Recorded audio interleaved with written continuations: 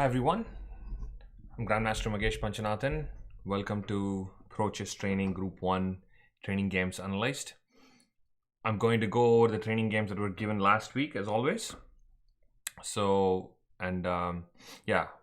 jump into it. This is a Group 1 and this particular position was actually one of my games, and this is, the theme was minor piece endgames, typically bishop versus knight, knight versus bishop endgames. And this one is quite interesting because I think the next 2 or 3 moves are very important. Hey Rudra. And I'm kind of curious. I saw some games that were played. I still see a lot of tactical mistakes. That's okay. You have to keep working on your tactics. Remember, none of these things are going to be very useful until you stabilize your tactics. But this essentially gives a theme. So, it's building blocks for you. So hopefully you will understand the main themes. And when your tactics are more stabilized, hopefully this will come into picture. So first thing is, this pawn is actually free for black to take with knight b6.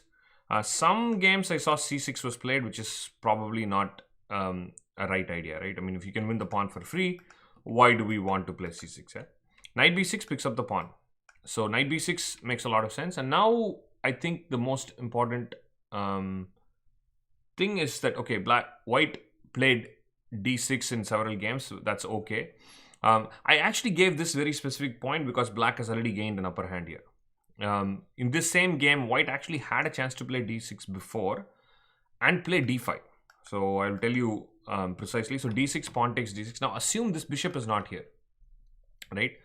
That was the chance in the game that my opponent actually failed to do. Was that, let's say this bishop was on f4 or g3. I don't remember exactly right now, and I just have the game only from here for this particular situation. So if the bishop was on f4 or let's say on g3, white at some point will get to play this d5 move, which was probably very, very important. Actually, even before knight b6, if I remember right, yeah. So even before knight to b6, white will be able to play, white was able to play d6 and d5, which didn't happen in the game. But now let's take a look at this. After d6, okay, without d6 or with d6, let's look at both, right? Without d6, let's say you grab this pawn, I grab it. Let's say you move the bishop somewhere, doesn't really matter where you move it. I play knight takes d5, the pawn's under attack, you move bishop back to d2. Now the problem is clearly the knight is totally dominating the bishop, and I have multiple weaknesses to play with, and I also have very clear entry points, right? My king will now go to d5. And of course, I still have to play and try to figure out winning plans. Particularly, I need to provoke these pawns to go to dark squares. So then I'll have more entry points and more weaknesses. So that's basically what black can do here. And that's the same thing that happens after d6 too. Now I have to do the same with the pawn on d6. And it doesn't really make much of a difference in black's perspective. But clearly, okay, the d pawn probably is a little bit better. If I capture the pawn on d4, which happened in the game, the d pawn becomes a pass pawn. From that perspective, this turned out to be better. So let's see what happened. Yeah, bishop went to d2. So we have a very simple good knight versus bad bishop situation right here, and the bishop is totally tied down. And I just needed to find a winning plan to break through. Like for example, I could move my knight to e6 and bring my king to d5, let me get rid of these arrows. Or I can go to c7, e7 and c6 and bring my king to d5. So one thing I was very clear is I wanted the king on d5. I mean, I hope that makes a lot of sense for all of you, right? King being on d5 just makes really good sense. You want to put the king on d5.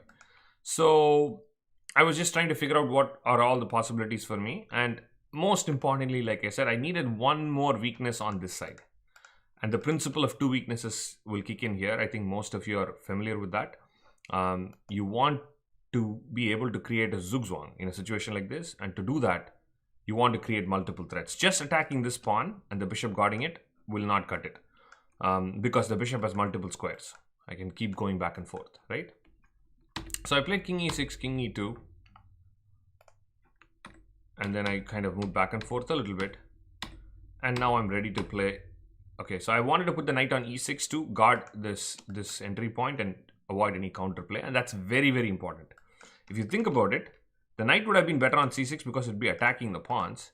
But you don't want white to allow king f4. That's extremely important, right? You have to kill the counterplay. So I decided to first get my king up. And now I said, okay, you know what? You are not moving this king because I have king c4. So let the king be tied up. Let the bishop move back and forth. And I can then figure out how to attack my pawns. But by now I already had a plan. So for example, this pawn's under attack. And the bishop cannot go this way because knight f4 is happening. Yeah. And after bishop to e3, I would say if you're watching the video later on, pause a little bit to think about what the winning move is. And if you guys have here the answer, you can also type it in chat. I'll give you about 15 seconds. What can black do here to pretty much get a forcing win / advantage?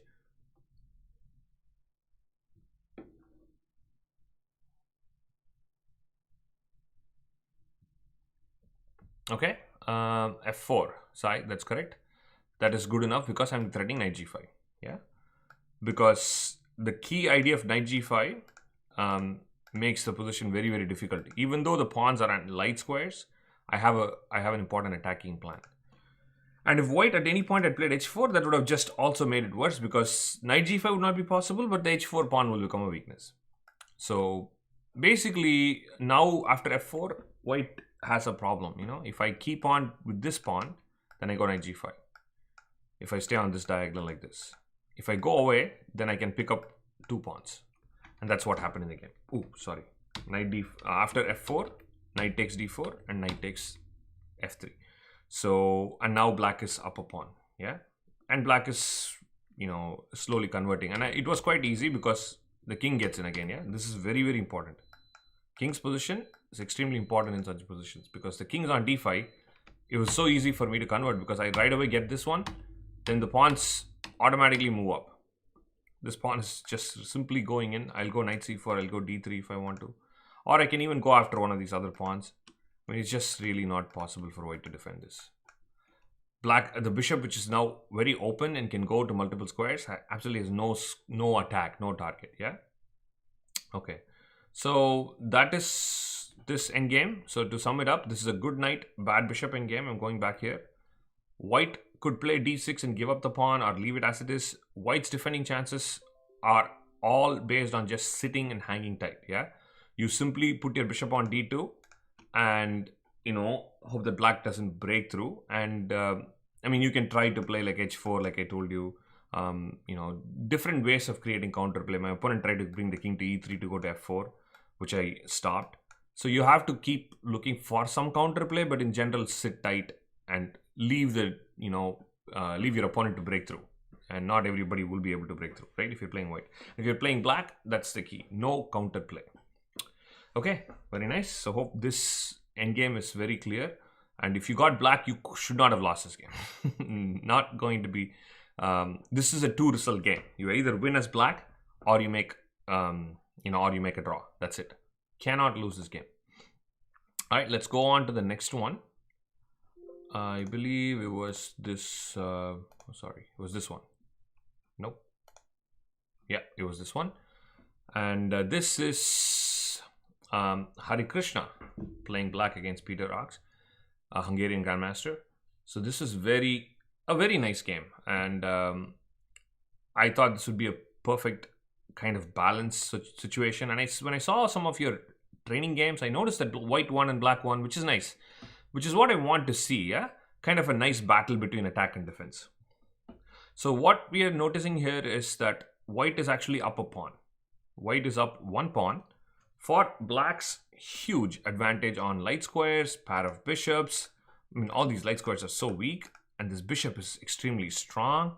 Black played g5, so I was saying that's probably a little too rash right away. But I saw also a lot of interesting checkmate that happened as well if white was not able to defend, right? So again, we'll come back to the same kind of idea. In some games, for example, I saw knight f3 and knight e5 was allowed. You cannot allow that. That's clearly too strong for the knight there. It kills the open file, it kills everything. We can go back to that idea of do not allow counterplay. That's kind of basic stuff. I want all of you to remember that and follow that, right? So what do you want to do here as black? Basically, keep the pressure as long as possible, right? You do not want trades. You do not want simplification of the position. You do not want white to get counterplay. And you want to keep adding pressure and keep creating threats on the king. because you don't have like a tactical win here. You don't like check, sacrifice and checkmate. That's not happening, right? You still need time to build your attack. Some rook f6 is possible for a rook lift, right? Figuring out a bishop, possibly in this diagonal would be even better if it's happening. So nothing is so straightforward here. So the key is to keep the pressure. So Hari played queen h5, and after queen f1, rook a e8, and after queen to g2, which I saw lots of white players who did queen f1 and queen g2. I think that's quite natural to try to bring the queen into defense, and lots of players kind of just dropped the pawn on d5, which is sad. You have to be very careful about it. One pawn down for this situation, possible, but if you lose a second pawn, not only are you losing the pawn, you're giving a chance for this bishop to become alive. Yeah, now this bishop is dead, absolutely a pawn and useless piece. But if you lose this one, I can definitely activate that bishop. So for both those reasons, I'm not a big fan of just losing this one. Let's see again, what do you think Grandmaster Hari Krishna played here? I'll give you again 15 seconds to guess. And if you're watching this as a video, pause, take your time, think about it, because these are the decision-making moments that really changes the game. Okay, Sai Krishna is coming up with an idea. Perfect, yes. Rook to e4 is what was played. It is definitely a good sacrifice here, Sai, because light square domination is a theme. And if you see the game, you will realize that nothing. Arkaj is also suggesting rook e4. That's correct. White's counterplay went to nil once the light squares were taken away, because the knight's the only piece that can guard the light squares now. And after rook e4, it's a very interesting sacrifice. It's not necessarily a winning kind of move. This is again one of those moves that I like. It's not necessarily like, oh, this is the best move, you win the game kind of a thing. It's a logical move, right? It's a logical exchange sacrifice. So let's see what happened. Knight takes e4, pawn takes e4, and now this is a very strong threat. Yeah. So bishop f3 is quite annoying, and lots of checkmate threats will happen with that. And also there is another very strong threat, some g5. So if I play bishop f3 and if I play g5, I'm going to unleash this bishop as well. So it looks very dangerous for white. Of course, white can still defend. It's not the end of the world. But white decided to play h4. Okay, this is the problem with this move is, yes, you stop some g5 and you give yourself a little bit space, but you are giving up more light squares. So it's something you have to be super careful about, right? So this is also an outpost. As long as the pawn was on h2, this was a potential idea, maybe even in the future. But now you play h4, guess what? Now the light squares are totally gone. So the overall situation is that black is down an exchange and down a pawn, but totally dominates the light squares and creates a big problem for the white king. Okay, so Hari played h6, rook f6.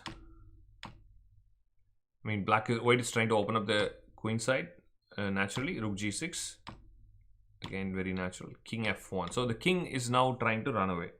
I think this is where the main problem started. King f2, or yeah, that makes a little bit more sense to keep the king in a dark square than a light square. So let's see what happens. So bishop, actually, yeah, I should have asked you to guess here, but I kind of gave a small hint.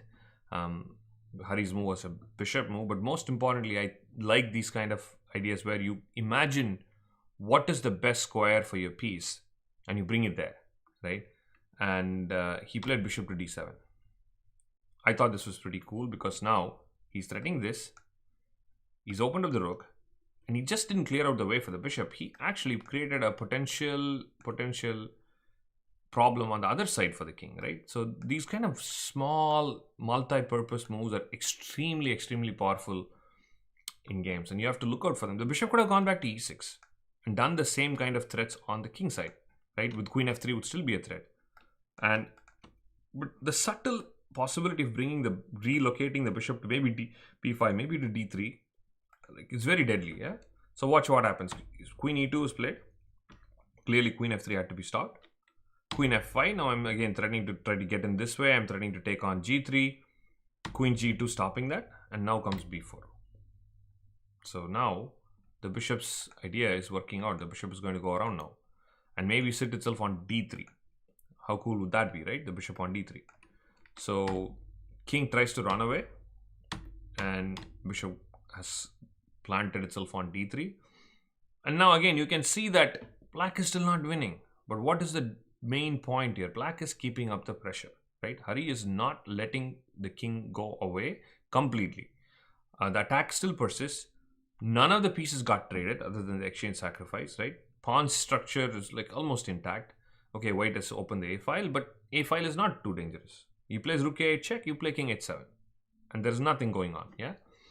So the key to having a successful attack is to sustain the pressure, right? Your opponent has to make a mistake, and you should be ready with your pieces. Until then, you have to build and build. Queen f2 was played, bishop e7, and eventually I think white decided to break through, or like break through in the sense probably sacrifice to create an open file. At this point, white's really suffering. What will white do? Think about it, right? Absolutely no place to do anything, and simply sitting around and waiting. I don't know what exactly black's plan would be. I think black's plan would be at some point to switch rook here and then take, and then boom, yeah, getting in. This would be probably a very strong idea for black. I don't know if g5 would be reasonable. g5 might be a little too rash. I would probably go for rook b6, which is a very simple opening on the queen side and just really making the king weak. So white is trying to distract g4, rook takes g4, and rook g1. But yeah, now it's too many pawns as well. Pawn takes c3, pawn takes c3, and then bishop takes h4. So now Hari is actually up a pawn. So he's one pawn for the exchange. He's not down anymore. Queen h2, rook takes, bishop f6, and at this point black is completely winning. Queen g3, the queen just goes around. Again, a couple of themes in this game that you can figure out or learn from is every time Hari relocates his pieces to the best side. In this case, this is super vulnerable on the queen side, yeah. Whereas on the king side, there are pieces defending. So getting through king side is much more difficult than the queen side. So the queen beautifully relocates.